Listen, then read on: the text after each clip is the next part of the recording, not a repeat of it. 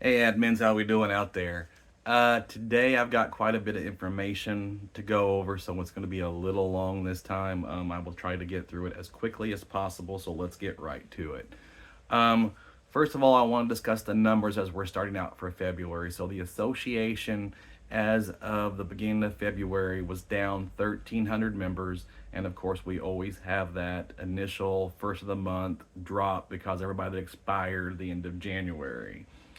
1,300 members down is actually a very reachable goal to get to +1 this month. I know it's a shorter month, but 1,300 is not bad. We'll see dramatic drops the first week and the second week, but then it gets harder towards the end of the month. So here's where we really need to make sure we're working on those numbers, and I'm going to go over that in just a second.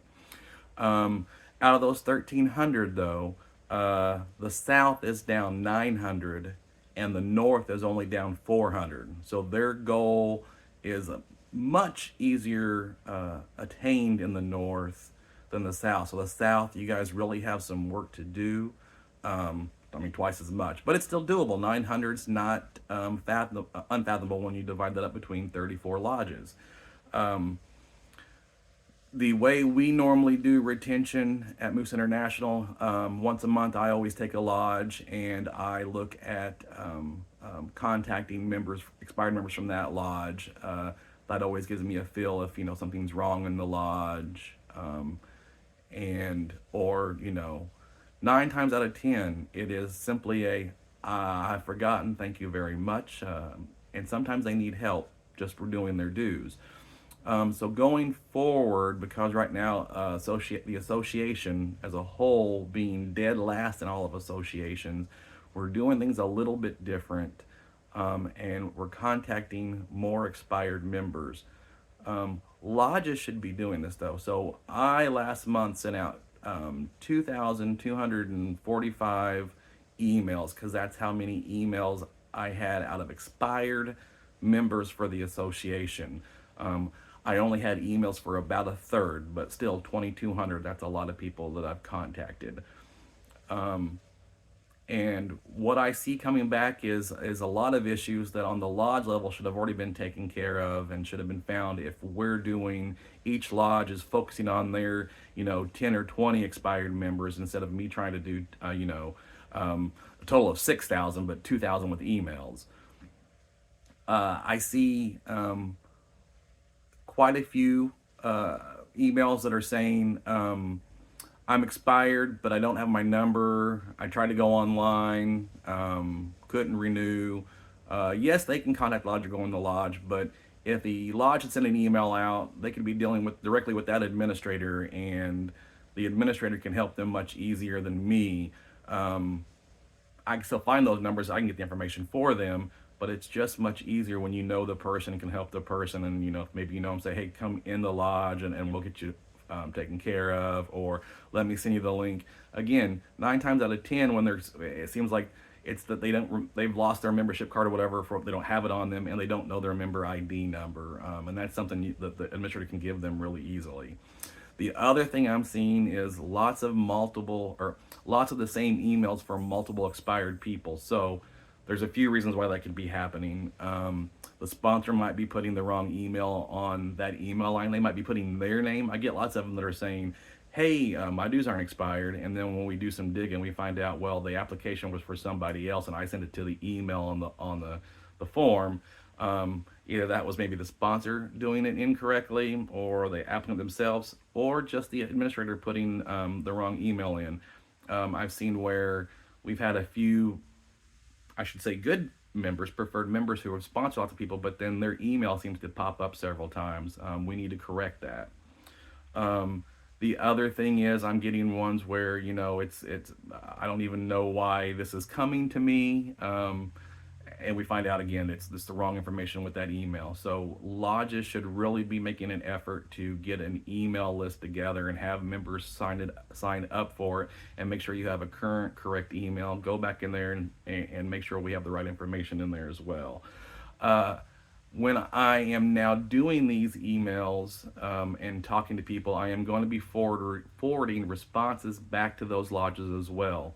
I want them to know what's going on. And some of them, again, are simple ones. Some of them are complaints. And we always have those members that are upset for whatever reason, sometimes small reasons. Um, and we understand that. Sometimes, though, they're legit, and I want the lodges to understand that, if we're getting multiple complaints about a bartender or a group of officers, um, we can't always take it personal. But if that person or three or four people have an issue with a group of people in the lodge, then we have an issue that we need to maybe look at, or reevaluate what the problem may be or how to fix that problem. Because if that group of people have been willing to complain to the lodge or to Moose International, there are three times as many people that are upset about the same thing but have just disappeared because they've not come back to the lodge, and they're not going to complain to anybody about it. Excuse me. So again, I'll be sending those emails along, and when I reply back to them, I'll be connecting the lodge email so you can be apprised of what's going on with those emails. Excuse me. Elections are coming up, and again, in the help desk email last week, there was the lodge election handbook and how to get it right the first time. Folks, we've got to make sure elections are being ran right. So the first thing is that we need to get our election committee together, and that should be happening now, this month. That process should be taking place. Again, that is the election committee is your lodge elected officers plus 5 past presidents, if you can find that many in Geordie. I can never say that word quite right, which means just going backwards from the most recent to the furthest back, if you can get that many. And the 5 more that have to be either appointed officers, chairmans, or honorary past presidents can fall in that. So they may not have been a president in the past, but maybe they were an administrator for several years and they got an honorary past president. They can be on that election committee as well. So we want to try to get as many as possible. So there should at least be, if we have 9 officers in the lodge and 5 of the appointed officers, chairmen, and whatnot, we should at least be getting 14 people on the election committee. Hopefully more, because hopefully we have more past presidents. I know past presidents are sometimes hard to find, and I understand that. If you don't have 5 past presidents on your election committee, that will not consider the election process null and void. Also, the election committee can remember that, I'm sorry, I'm saying election committee, and I meant nominating committee this entire time. Sorry, the nominating committee. See, even I mess up every now and again. And remember that people, when they put in their names for offices, it's the nominating committee's purpose to, first of all, find out whether they're eligible for that office or not, because some offices have specific requirements. Also, that nominating committee has the right to decide that someone really, we're not going to nominate them because they're not the best candidate or they aren't a good candidate in general. On that form, for example, it's a perfect one. You have an office, or you have someone putting their name in for an office and they have resigned the prior year before that. The nominating committee can say, we don't think that individual has the Moose in their best interest. They just keep running for offices for whatever reason, but they've resigned. Well, if they're going to keep resigning, then we don't think we need to nominate them. And there's no sense in trying to get them elected and then 2 months after May that they're resigning again. So that's a perfect valid reason. Another valid reason is because we're not going to pick Bob Smith, who's put his name in. Yes, he's been a member here for 10 years and he's a good bar patron and comes in and drinks, but that's all he does. Therefore, he's not ever volunteered. He's not helped out in any way. He's just the guy who sits and complains, or doesn't complain at all. He's been a very nice guy, but doesn't do anything. We have the right to say no, we're not going to nominate him. So if you have any questions with that, feel free to give me a contact admins. Also, just a reminder again, in last week's help desk email, that form came out, how to get it right the first time, the election handbook. So make sure we're reading that, make sure we're doing those processes, because if we don't, we can consider an election null and void, and if somebody complains, then we got to start all over again, and we don't want that. We have a handful of those every year, and they are a headache.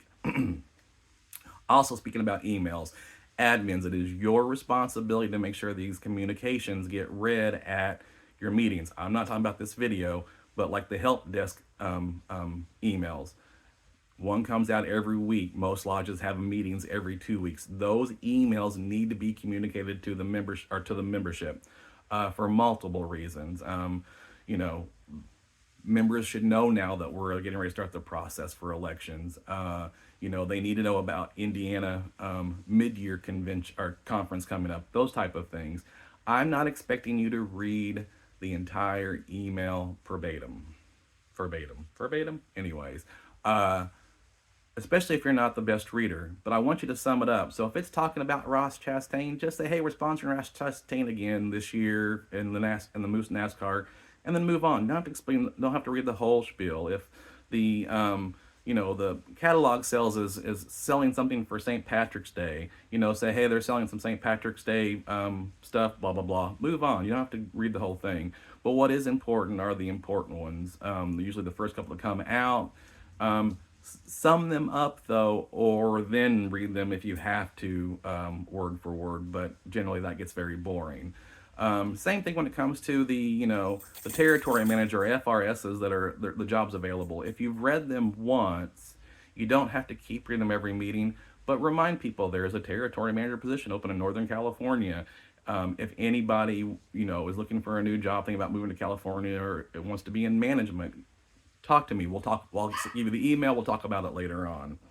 Um, also, the flyer came out, and I put it on Facebook this past week for the solar eclipse sun or glasses that are have moose on the side of them. Folks in Indiana, from the southwest part of Indiana to the northeast part of Indiana, we are right in the zone. If we're not taking advantage of this, we're losing out on money. Those glasses aren't expensive. We should be doing some type of event around it. Yes, I know it's in the middle of the day, so have a meal, do some type of party or something that is going to make you some money. So we need to be taking advantage of that, and I would suggest you order those sunglasses. I keep calling them solar glasses as soon as possible. Along that line, that's in April. So we have plenty of time to plan that event. Uh, I'm seeing lodges that I'm walking into, and this past week we were planning the Super Bowl party last week, or we were planning Valentine's Day parties last week. This should have been taken care of a couple of months in advance. Waiting till the last minute, you're not advertising it right to your members.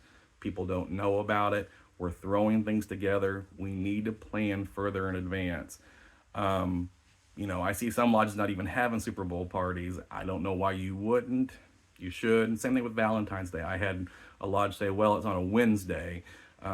Well, granted, but there was a Moose Legion that had a Valentine's Day party the weekend before. So do it the weekend before, or even do something that night. It doesn't have to be a full blown event, but have a dinner special that night. Have something going on for your members to come in, because maybe they're not going to go out to a fancy restaurant, but they'll come to the lodge and have a meal. Whatever it might be. Just plan ahead. I have lots more to say, but I'm over 13 minutes, so I'm going to stop so you guys don't have to listen to me talk too long. If you have any questions, please give me a call. Take care. Bye.